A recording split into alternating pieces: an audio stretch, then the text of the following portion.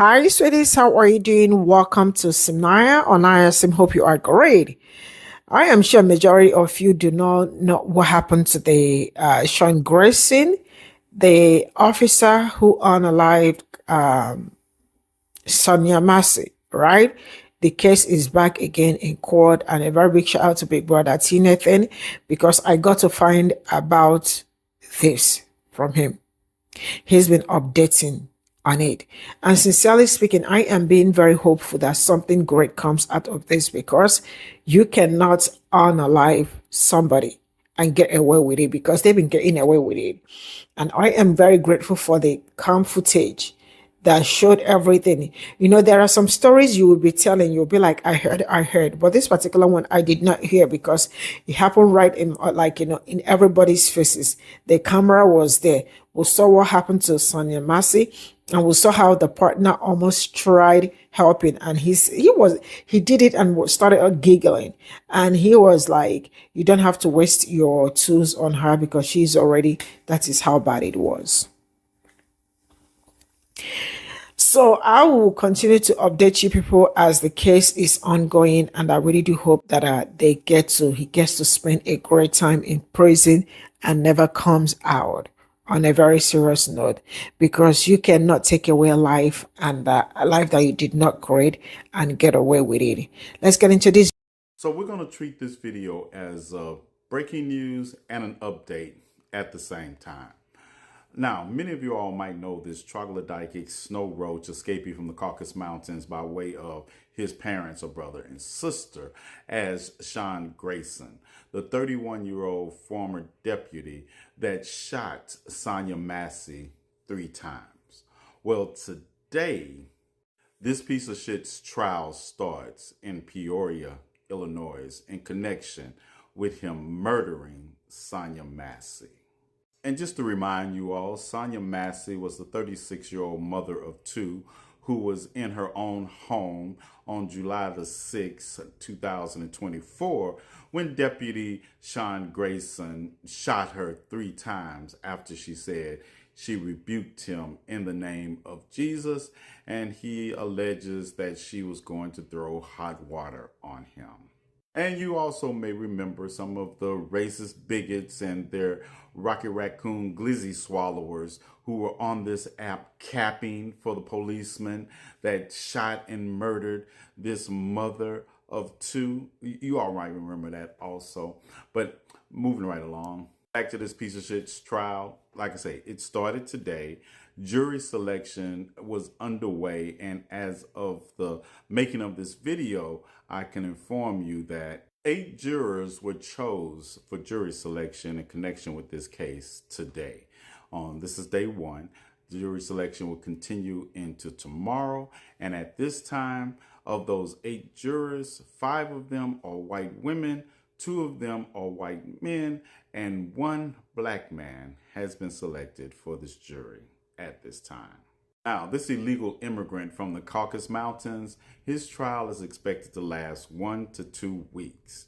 Stay tuned, and I will be keeping you updated every step of the way of this trial.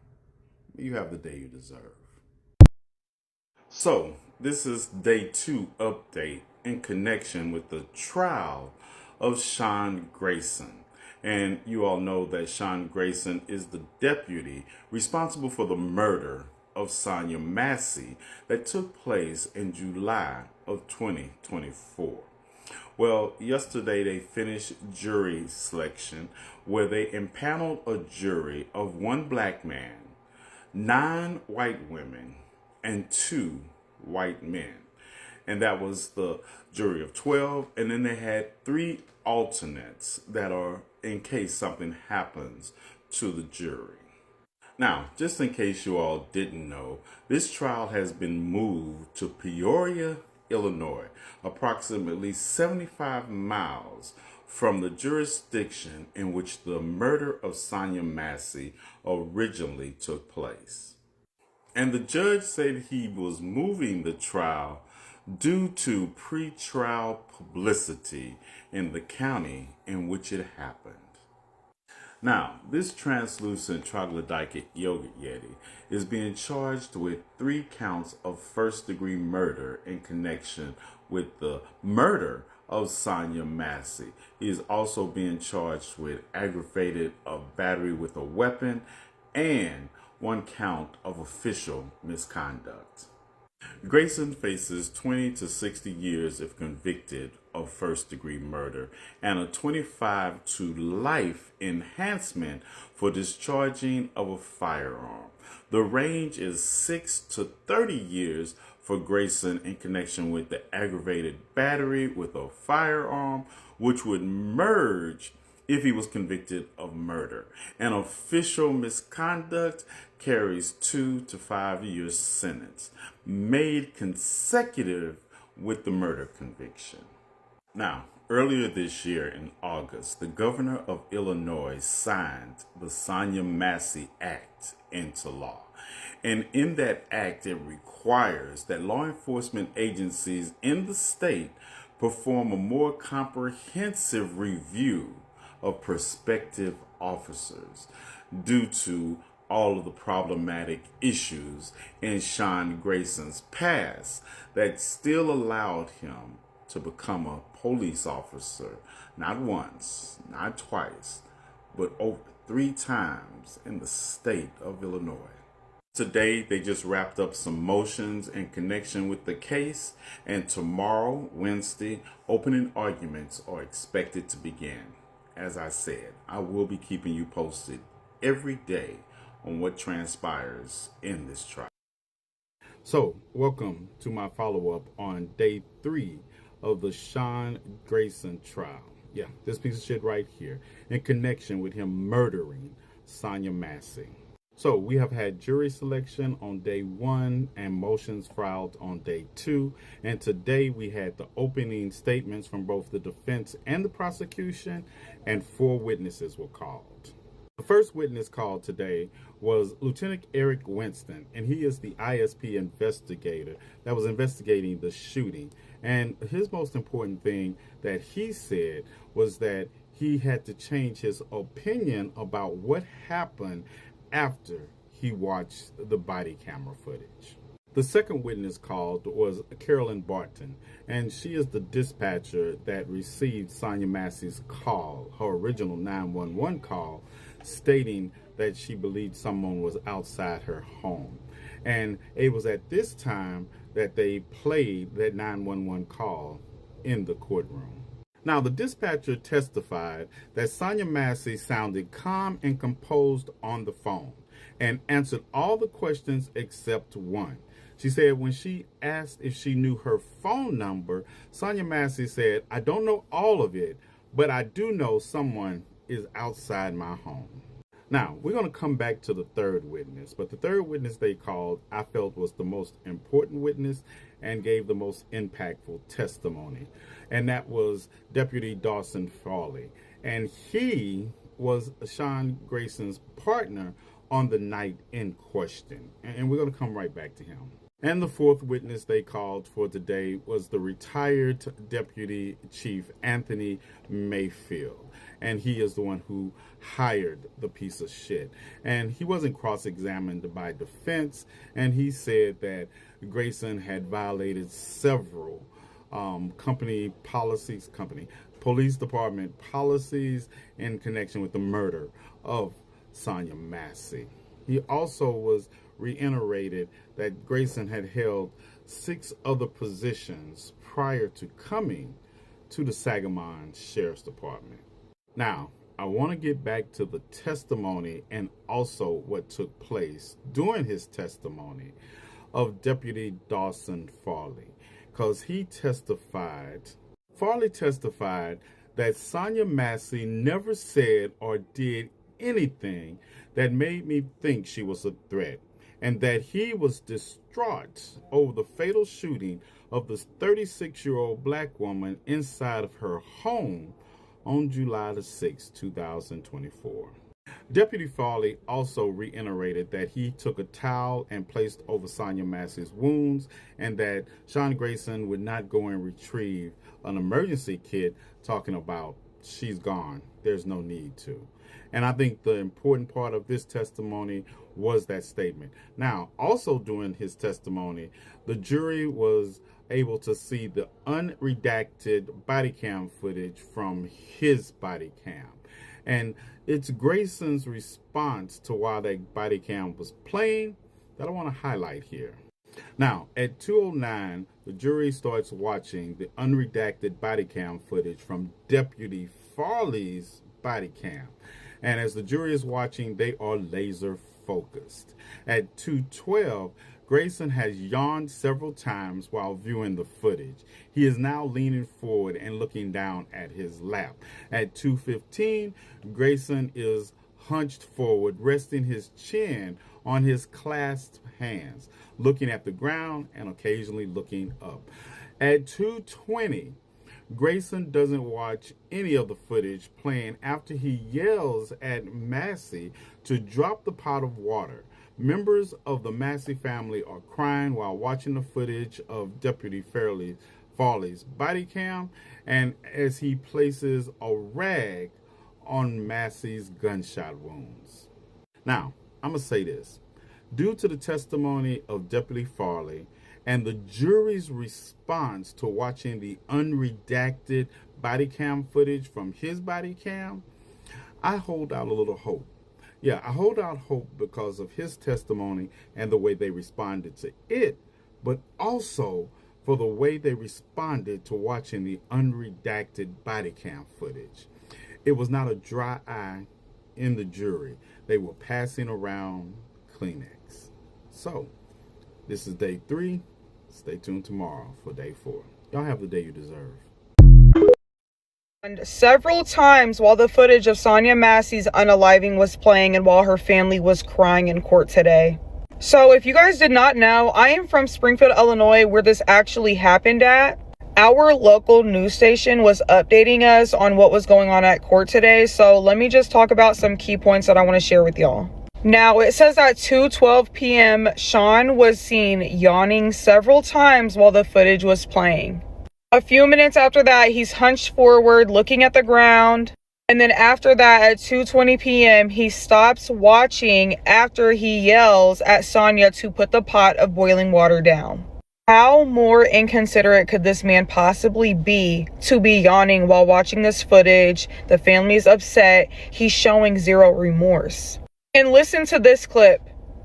No, headshot, dude. She's done. You can go get it, but that's a Laughing headshot. about a head.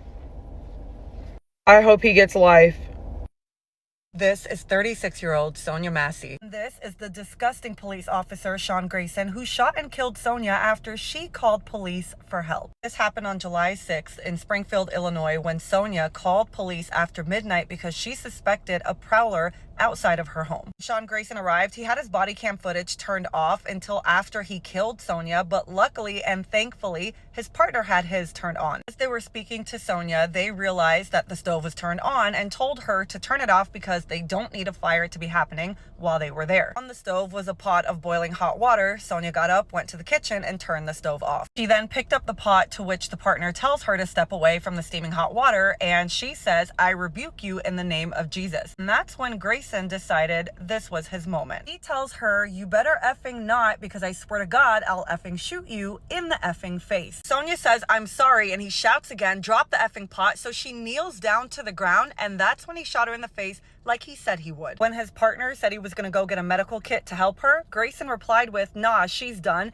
You can go get it, but that's a headshot." He later goes to his vehicle to get his medical supplies, and when he comes back, he's told that it's not going to help. And then he says, "All right, I'm not going to even waste my med stuff then." And then when he leaves the house, he's speaking to a group of law enforcement officers outside, and he says, "Yeah, I'm good. This effing B is crazy." Let me remind you that this man had his body cam footage turned off this entire time. Sean is being charged with first-degree murder, aggravated battery with a firearm, and official misconduct, and to no surprise, is pleading not guilty. As if that's not bad enough, her father just did an interview this morning saying that the family was misled to believe that it was an intruder or somebody outside that killed his daughter, and deputies found her there. He says he didn't find out until his brother had asked him for Sonya's address, and when he gave it to his brother then came back and said, "Do you know that this says deputies were involved. Even says that there was a story that Sonia's death was self-inflicted, and thank God for the body cam footage, because otherwise this would have been a cover-up situation. It's unfortunate that this is a very common story for Black people in this country, and I just can't imagine how Sonia's family are feeling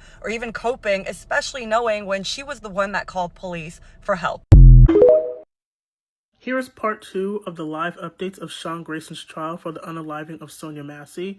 If you want to also follow along, because I'll be reading these updates verbatim because there is a journalist in the courtroom, you can go to newschannel20.com. Let's get into it. 9:44 a.m. The first witness has been called to the stand, Lieutenant Eric Weston, ISP Criminal Investigations Zone 4. Mil Heiser is questioning him. 9:47 a.m. Lieutenant Weston has been involved in directly supervising the investigation of more than a dozen officer-involved shootings. 9:55 a.m. Lieutenant Weston shares the officers in an officer-involved shooting are required to go to the hospital to undergo a general check. A crime scene officer went to the hospital that morning to meet with Grayson and Deputy Dawson Farley to pick up their body cameras. 10 a.m. After watching the body cam footage, Lieutenant Weston couldn't make up his mind on whether Grayson's actions were justified and said he needed to tell the state's attorney Mil Heiser immediately. 10:04 a.m. Mil Heiser approaches Lieutenant Weston and hands him a sheet containing information about Grayson's training and employment history. Grayson had crisis intervention training. He took the course in March 2023. Grayson started as a part-time officer in August 2020. 10:05 a.m. Lieutenant Weston tells the jury that Grayson worked in 6 different departments from 2020 to 2024, and some of the employment dates overlap. 10:07 a.m. The investigation Lieutenant Weston conducted was all hands on deck. He called in all the agents in his office to work on it. 10:08 a.m. Mark Wyckoff, Grayson's defense attorney, is now cross-examining Lieutenant Weston. 10:12 a.m. Grayson has crossed his legs and is watching Wyckoff question Lieutenant Weston intently. He is taking notes while Lieutenant Weston speaks. 10:16 a.m. Wyckoff is illuminating that Lieutenant Weston isn't fully present for the investigation. He is only the supervisor and is trying to get a clearer picture of his entire investigation team. 10:19 a.m. Wyckoff walks over to Grayson to pat him on the back while talking about Grayson's body-worn camera and how it memorialized the incident. Lieutenant Weston said he would not use the term memorialized, but that it recorded parts of the incident. 10:23 a.m. Mil Heiser objected to one of Wyckoff's questions about Lieutenant Weston forming assumptions on the case based on watching Grayson's body cam footage. Wyckoff rephrased his question, and the previous question was struck from the court record. 10:29 a.m. Wyckoff emphasizes that Lieutenant Weston's role is to provide an unclouded, clinically neutral, dispassionate point of view to the investigation. 10:32 a.m. Wyckoff circles back to the fact that upon initial search of the crime scene, only 2 bullet casings were collected. Once Lieutenant Weston watched the body cam footage, his team realized that 3 shots were deployed and returned to the crime scene 48 hours later to collect the 3rd. 10:33 a.m. Lieutenant Weston claimed that his team does not collect the pot Massey had. Wyckoff claims the pot was a weapon. ISP collected the pot 2 weeks after the initial incident on July 6. 10:35 a.m. Wyckoff has no further questions. Mil Heiser has redirect questions for Lieutenant Weston. 10:37 a.m. Mil Heiser clarifies that not all officer-involved shooting cases are criminal cases. Lieutenant Weston agrees. He will be taking a break. Sean Grayson was escorted out of the courtroom without handcuffs. 10:54 a.m. Break is over. The jury has re-entered the courtroom. Grayson stands with his hands clasped behind his back. 10:56 a.m. The next witness is Catherine Barton, a Sangamon County dispatcher. 11 a.m. Mary Beth Rogers, Assistant State's Attorney, is asking Barton to explain how dispatching works. 11:04 a.m. Rogers. What call type is a prowler? Barton. A prowler is a call that you would label a suspicious person after dark, someone who was not where they are supposed to be. 11:08 a.m. Sonya Massey called and had Massey give her the address. Barton. It sounded like there was someone outside the residence making noise on the side of the house. The call with Massey was ultimately disconnected. 11:09 a.m. Rogers approaches the stand and hands Barton the recording of the 911 call. The 911 call plays in court. There is no cross-examination. Court will break for lunch until 1 p.m. 1:06 p.m. Deputy Dawson Farley is the third witness called by the state. Deputy Farley was the deputy with Grayson the night he shot and unalived Sonia Massey. Milhiser questions him. 1:08 p.m. Deputy Farley has described his relationship with Grayson as a work friendship. Grayson listens intently to Deputy Farley's answers. 1:19 p.m. Deputy Farley has given us an extensive recount of what happened the morning Sonia Massey was shot. Farley: when the door was open, the female, Massey, stated, "Please, don't hurt me." 1:21 p.m. Sonia Massey's cousin has walked out of the courtroom crying. 1:22 p.m. Milhiser: what did you think when Sonia Massey said, "I rebuke you in the name of Jesus"? Farley states confusion and did not see Massey's comment as a threat. 1:22 p.m. Deputy Farley saw Grayson draw his firearm and pointed at Massey. Farley pulled his firearm too, following his training and backing his partner. Farley did not see or hear anything that required him to draw his firearm. 1:25 p.m. Farley saw Sonia Massey duck behind the counter. Grayson stepped in front of Farley. They are trained not to step in front of their partner when weapons are drawn. He heard Grayson say, "Drop," and heard the shots fired. 1:26 p.m. Farley tried to run back to the doorway to tell dispatch that shots were fired. He came back to the scene, put his firearm away, and attempted to get a medical bag. Grayson said, "It's a headshot," and not to bother getting a bag. Farley was caught off guard by Grayson's comment. 1:28 p.m.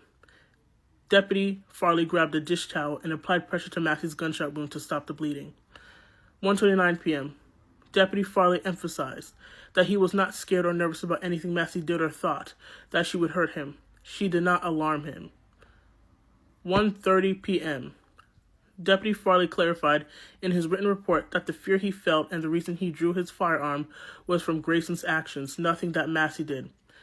Deputy Farley: I just wanted to do right by Sonia and her family. That was part 2 from Sean Grayson's trial for the unaliving of Sonia Massey. There will be a part 3 later on. They did convene for the day, and tomorrow they'll start back up tomorrow at 9 a.m., and I will be covering this trial until. This week I'm following the trial of Sean Grayson, the former police officer from Illinois who's accused of murdering Sonia Massey. In July of 2024, 36-year-old Sonia Massey, a single mother to 2 teenagers, she called the police to her home because she suspected there was a prowler outside. So Sean Grayson and another officer arrive at the house and they search around her property. They find no prowler. They go inside to talk to her, and that's when he killed her. You can see all of this on the body cam footage that's available to see. And basically, there was a pot of boiling water on the stove. The officer tells Sonia to go and take the pot of water off the stove. So she does. And as she does it, he takes a step back and she says, "What are you doing?" or something like that. And she says, "I rebuke you in the name of Jesus." And she crouches down. He shoots her 3 times in the head, killing her. The opening statements were heard today in court. Unfortunately, the trial itself is not televised or filmed, so you can't watch it like I follow other trials. I'm just going by reporters who are in the courtroom. But during the opening statements, his defense says that he was in fear for his safety because he thought that she was going to throw this pot of boiling water at him. Sonia did have mental health issues, but looking at the body cam footage, she was scared. She said, "Please don't hurt me. I'm sorry." This is all I got from this video, and I really do hope that something great comes out of this. And you and I remember vividly what happened to Sonia Massey. For those that do not know, you can actually type in Sonia Massey and look it up. This happened in 2022, if I am not mistaken, not 2023, 2022, right? How the people that are supposed to protect you will come into your house, and the first thing she said that please do not harm me. And the same people she trusted that they wouldn't harm her ended up harming her. Now the case is already in court, and sincerely speaking, I am being hopeful that this man, that they lock him up and trash the key. Because there are some, anyway, just that there are some cases that I think shouldn't also go through the process of going to court, because you and I can see it. The foot cams and the foot, cameras were all there. Everybody saw what happened, and when he unalived, he was even laughing. Laughing for what? What was funny about unaliving a black woman who actually told you, please keep me safe? And when the next officer wanted to, attend to her, he said, you don't have to waste your distance on her. She already gone. That is how bad slave patrol are. And then they will look you dead in the face and tell you, why are you scared of the police? Police is who is your friend? They are not your friend.